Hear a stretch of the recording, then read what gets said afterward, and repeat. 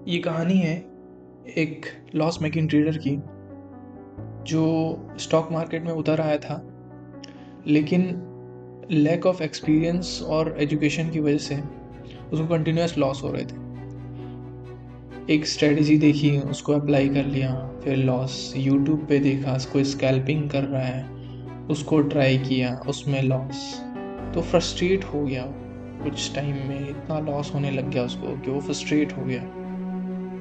तो किसी ने उसको सजेस्ट किया कि टेक अ ब्रेक लिया। वो गया एक माउंटेन पे, और माउंटेन पे चढ़ते चढ़ते उसको एक संत दिखे जो अपनी सिद्धि कर रहे थे। उनके पास गया वो, और सारी चीज़ें बताई कि ऐसे लॉस हो रहा है, मुझे इतनी तकलीफ़ हो रही है। तो सिर्फ उन्होंने एक वर्ड बोला, कुछ टाइम रुक के, BLASH। अब वो कंफ्यूज था ये वर्ड सुन के, लेकिन उसके बाद उन्होंने कुछ बोला ही नहीं। फिर वो अपनी ध्यान मुद्रा में चले गए। BLASH का मतलब वो सोचता गया, वापस आ गया, घर पहुंचा, सोच रहा है, लेकिन उसको आंसर नहीं मिला। लेकिन आंसर सिंपल था, एकदम सिंपल। इसका फुल फॉर्म है buy low and sell at high. अब इससे बहुत लोग एग्री भी करेंगे, डिसएग्री भी करेंगे कि कब हाई है कैसे पता चलेगा, कब लो है कैसे पता चलेगा। अब हाई पे ना हमेशा बहुत बड़ा गेम प्ले होता है, हमेशा स्टॉक मार्केट में।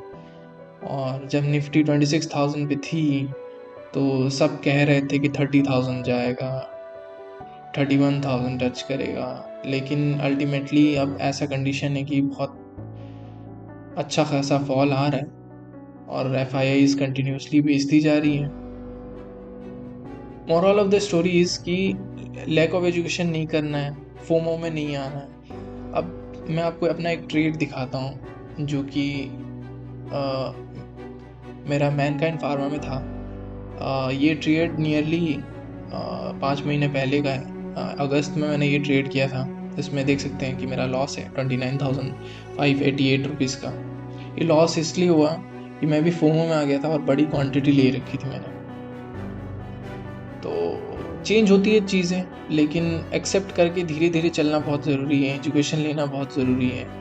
यूट्यूबर्स के भरोसे सारी चीज़ें नहीं होती। कोई स्कैल्पिंग करके दिखाता है, अरे वो इतनी सारी चीज़ें कर रहे हैं तो क्यों घर बेच के नहीं लगा दे रहे हैं और रईस बन जा रहे हैं। ऐसा होता नहीं है एक्चुअली, बट फोमो क्रिएट किया जा रहा है और लॉसेस करवाया जा रहा है कंटिन्यूस। राइट एजुकेशन लेना सबसे बड़ी बात होती है। और लेट्स सी कि अगर एक स्टॉक है 500 का है, वो 1000 चला गया, तो फोमो थोड़ी करना है उसमें।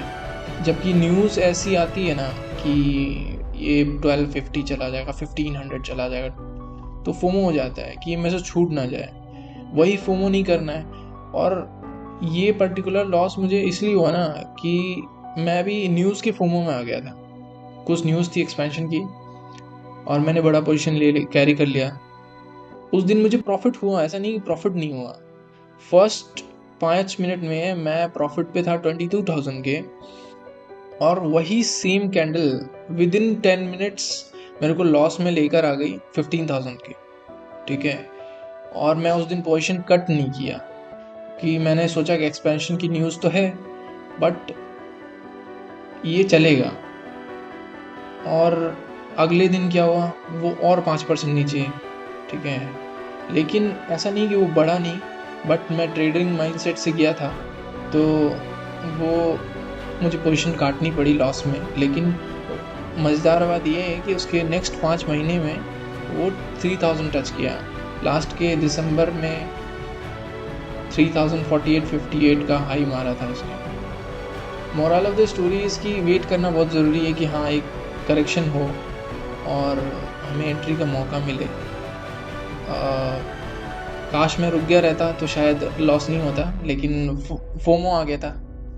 अब बात ये है कि समझदारी ये नहीं है कि जब न्यूज़ आई तभी लेना है।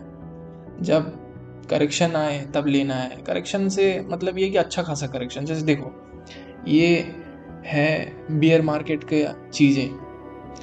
2000 क्रैश आया, 2008 क्रैश आया, 2010 क्रैश आया, 2015 क्रैश आया, 2020 क्रैश आया। सब अपॉर्चुनिटी थी, लेने का टाइम यही था, जिसने लिया उसने पैसा बनाया।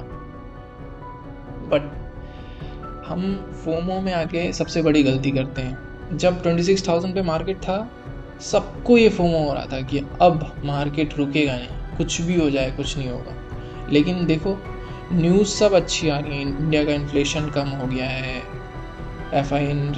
FII कंटिन्यूस बेच रही है, फिर RBI ने रेट कट किया है, तभी भी मार्केट नहीं चढ़ पा रहा है। लेकिन चढ़ेगा, ऐसा नहीं कि चलेगा नहीं।